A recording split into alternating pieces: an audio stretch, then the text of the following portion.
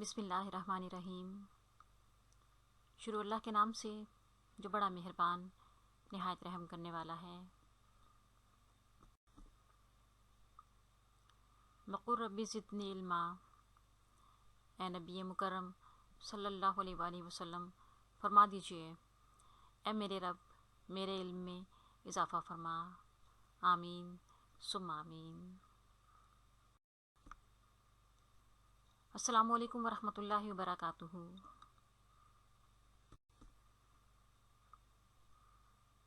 میرے پیارے ننھے منھے طالب علم دوستو، میں ہوں آپ کے ساتھ آپ کی دوست، آپ کی مددگار رضوانہ سعید، شعبہ Urdu division public school and intermediate college Lahore سے۔ آج میں آپ کے لیے اردو کا درس چہارم لے کر حاضر ہوئی ہوں۔ ہمارے جماعت ششم کے طلبہ طالبات اس درس سے مستفید ہو سکیں گے۔ ہمارے آج کے درس میں شامل عنوانات ہیں: ایک مضمون میرا اسکول، اس کے ساتھ ہم ایک درخواست پڑھیں گے جو کہ اسکول چھوڑنے کا سرٹیفکیٹ حاصل کرنے کے لیے لکھی گئی ہے۔ آخری حصے میں ہم اسم کی اقسام پڑھیں گے۔ آئیے اپنے کام کی طرف قدم بڑھاتے ہیں۔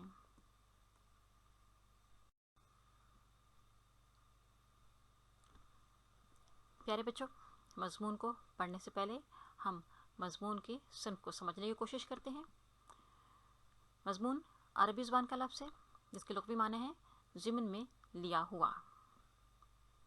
مضمون کسی بھی موضوع پر بہت سوچی سمجھی، مربوط اور معلوماتی تحریر ہوتی ہے۔ مضمون میں سنجیدگی کو پیش نظر رکھا جاتا ہے۔ دیے گئے عنوان کے بارے میں معلومات بھرپور طریقے سے پیش کی جاتی ہیں، بحث کی جاتی ہے اور دلائل دیے جاتے ہیں۔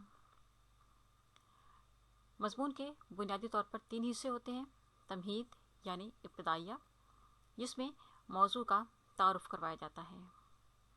اس کے بعد مضمون کا درمیانی حصہ یعنی اصل متن، جس کو آپ مضمون کی مین باڈی کہہ سکتے ہیں۔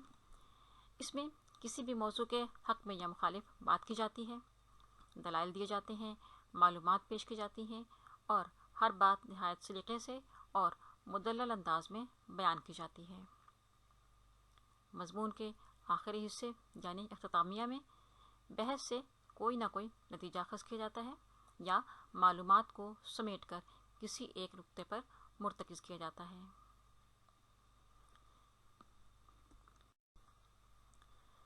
آپ کے نصاب میں شامل موضوع ہے ہمارا اسکول۔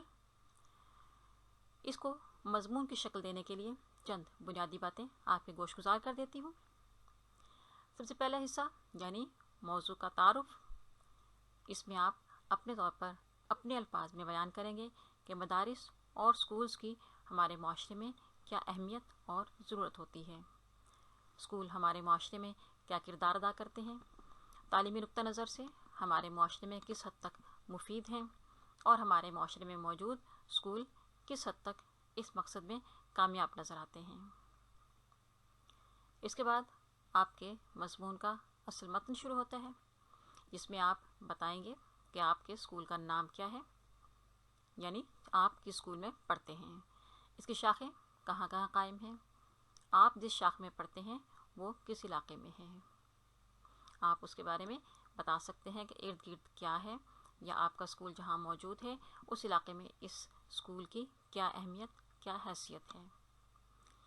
اس کے بعد آپ اپنے اسکول کی عمارت کا نقشہ کھینچتے ہیں۔ آپ بتاتے ہیں کہ وہاں پر کھیل کے میدان کیسے ہیں، آپ کے پاس کس قسم کے کمرہ جماعت موجود ہیں، کس طرح سے سجائے گئے ہیں، وہاں پر کھڑکیاں، دروازے، روشن دان، آپ کی کلاس میں موجود فرنیچر کس حد تک آپ کے لیے مفید ہے۔ ساتھ میں آپ بتاتے ہیں کہ کلاس رومز کے ارد گرد آپ کو کون کون سی سہولتیں حاصل ہیں۔ آپ اپنے اسکول میں موجود کینٹین، اس پر دستیاب اشیاء اور وہاں کی صفائی ستھرائی کا بھی نقشہ پیش کر سکتے ہیں۔ اس کے بعد آپ بتاتے ہیں اپنے اسکول کے عملہ اور اس میں شامل صدر مدرس، اساتذہ اور دیگر معاون عملہ کی کارکردگی کے بارے میں، یعنی آپ بتاتے ہیں کہ آپ کے اساتذہ کا رویہ آپ کے ساتھ کیسا ہے، وہ آپ کو کیسے پڑھاتے ہیں اور ان کی پڑھائی کی معلومات سے آپ کس حد تک مستفید ہوتے ہیں۔ آپ اس میں بتا سکتے ہیں کہ آپ کا اسکول تعلیمی لحاظ سے کس قسم کی کارکردگی ظاہر کرتا ہے، یہاں پر آپ کی ذہنی اور جسمانی نشو و نما کی کیا کیا کوششیں کی جاتی ہیں، آپ کی اخلاقی تربیت کا کہاں تک خیال رکھا جاتا ہے، آپ کے لیے اسکول میں نصابی، ہم نصابی اور غیر نصابی سرگرمیوں کی کیا صورتحال ہے، اور ان سرگرمیوں میں طلبہ و طالبات کی شاندار کامیابیاں بھی آپ بیان کر سکتے ہیں۔ آپ بتا سکتے ہیں کہ آپ کے اسکول میں کس طرح کے کھیل کھیلے جاتے ہیں اور کس طرح کے تقریری مقابلے، ڈرامے یا میوزک کے پروگرام ہوتے ہیں، اور آپ کے طلبہ و طالبات ان میں کیسے حصہ لیتے ہیں اور کس طرح کی کامیابیاں حاصل کرتے ہیں۔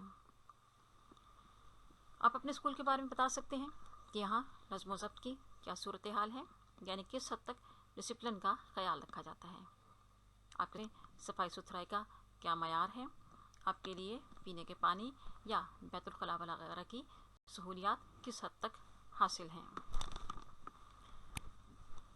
آپ اپنے اسکول میں قائم مختلف انجمنوں، اداروں اور سوسائٹیز کے بارے میں بھی بتا سکتے ہیں، جیسے آپ کے اسکول میں گرل گائیڈ، بوائے اسکاؤٹس کے ادارے ہیں، اور یہ سوسائٹیز کس حد تک بچوں کو بہت ساری تربیت دیتے ہیں، کس طرح ان کو معاشرے کا مفید رکن بناتے ہیں، کس طرح انہیں مشکل وقت میں اپنے عوام کی خدمت کرنے کے لیے تیار کرتے ہیں۔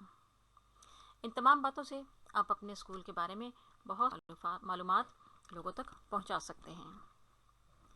آخری حصہ یعنی اس مضمون کا اختتامیہ کچھ اس طرح ہوگا کہ اسکول سے آپ نے کیا حاصل کیا، اور آپ اپنے اسکول کے وقار کو بلند رکھنے کے لیے اپنے اساتذہ کے ساتھ کس طرح سے تعاون کرتے ہیں، کیونکہ اساتذہ، دین اور طالب علم ان سب کی ذمہ داریوں سے ہی اسکول کا وقار بلند کیا جا سکتا ہے۔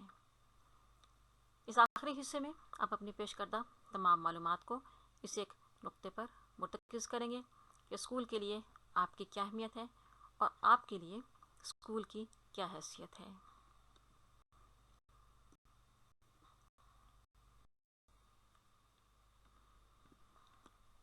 یہ ہے ہمارے آج کے درس کا دوسرا حصہ، یعنی درخواست، جس میں آپ اپنے اسکول کے پرنسپل صاحب سے مدرسہ چھوڑنے کا سرٹیفکیٹ طلب کریں گے۔ درخواست لکھتے ہوئے خیال رکھیے کہ درخواست بہت سادہ اور نپے تلے انداز میں لکھی جائے۔ بہت زیادہ طویل عبارت سے آپ کے پڑھنے والے کی توجہ کا ارتکاز نہیں ہو پاتا اور آپ کی بات پوری طرح پہنچنے میں مشکل ہوتی ہے۔ کوشش کیجیے کہ آپ درخواست میں صرف وہی بات کریں جس کا کیا جانا ضروری ہے۔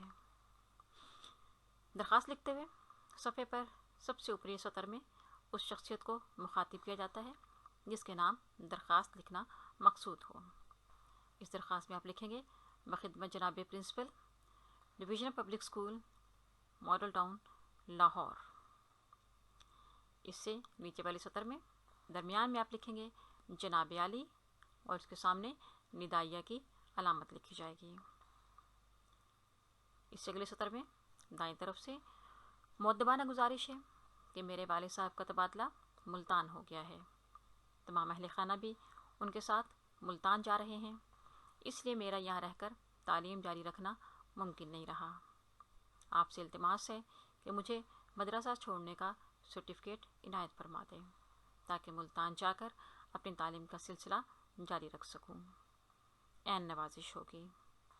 اس سے نیچے والی سطر میں العارض کے الفاظ، اور جس سطر میں آپ العارض لکھیں گے اسی سطر کے دائیں طرف اس دن کی تاریخ لکھی جائے گی جس دن آپ یہ درخواست لکھ رہے ہیں۔ العارض کے نیچے آپ کا تابع فرمان یا آپ کی تابع فرمان، اس کے نیچے آپ کا نام لکھا جائے گا، یا پھر امتحانی نقطہ نظر سے آپ صرف الف ب جیم کے الفاظ درج کریں گے۔ اس سے نیچے والے سطر میں آپ کی جماعت یعنی جماعت ششم، اور اس سے نیچے آپ کا رول نمبر جو کہ فرضی طور پر یہاں صرف 1 2 3 درج کیا گیا ہے۔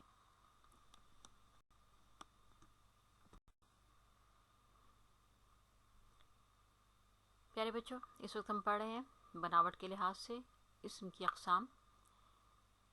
یہ حصہ آپ کی کتاب قواعد انشاء کے صفحہ نمبر 28 سے 30 پر درج کیا گیا ہے۔ ان میں سب سے پہلی قسم ہے اسم جامد، जामिद के लुग़वी मानी है ठहरा हुआ, अपनी जगह पर रुका हुआ, मुंजमिद। ये वो इस्म होता है जो ना खुद किसी इस्म से बनता है और ना ही उससे आगे कोई और इस्म बनता है। गोया कि ये इस्म अपनी जगह पर जामिद है, रुका हुआ है, मुंजमिद है, ठहरा हुआ है। ना इससे पहले कोई इस्म था और ना इससे आगे कोई और इस्म बन सकता है। और इसकी मिसालें कुछ इस तरह: बाग, किताब, लड़का और कलम वगैरह। इस्म मस्दर। मस्दर का लुग़वी मानी है निकलने की जगह।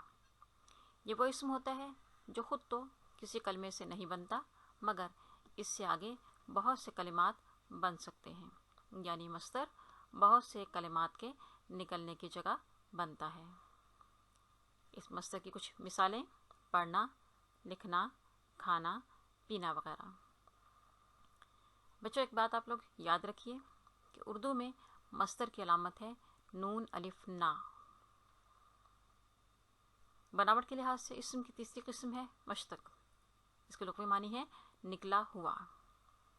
और ये वो इस्म है जो किसी मस्दर से बनता है, यानी ये किसी मस्दर से निकला हुआ होता है।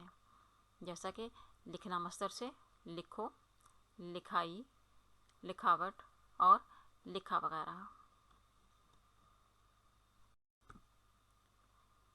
प्यारे बच्चों, यहाँ पर हमारा आज का दर्स मुकम्मल हुआ। आप लोग इन बातों को समझने की पूरी कोशिश कीजिए, याद कीजिए, लिखते रहिए, अपने वक्त को बेहतरीन तरीके से इस्तेमाल करें, अपना ख्याल रखें, अपने इर्द गिर्द के लोगों का ख्याल रखें, अपने माहौल का ख्याल रखें। इंशाल्लाह बहुत जल्द आपसे दोबारा मुलाकात होगी। अल्लाह निगहबान।